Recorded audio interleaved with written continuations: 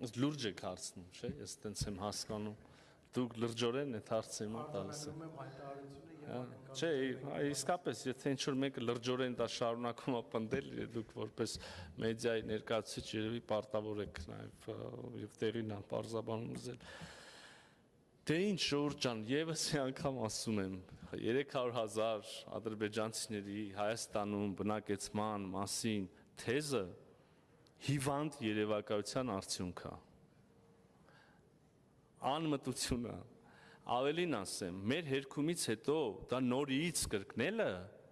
երկու բանի մասին է մտածում, կամ կրկնողը չի հասկանում, ընդհանրապես չի ուղղակի տարական ուղեղի ինչ-որ բջիջների մակարդակով չի հասկանում ինչ է ասվում, ասում է, որ դա չի լինելու, չկա այդպիսի բան։ Եվ կամ երկրորդը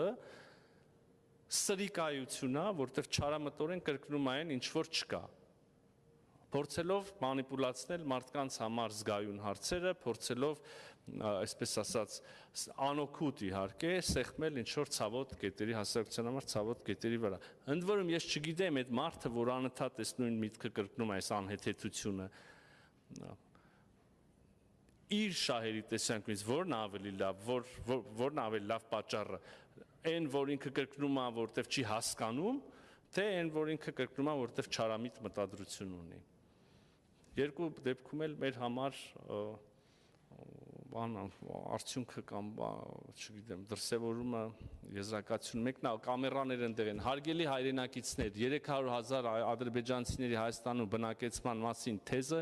հիվանդ երևակայության արդյունք է, անհեթեթություն եւ սրիկայություն։ Շնորհակալություն, պարոն նախարար։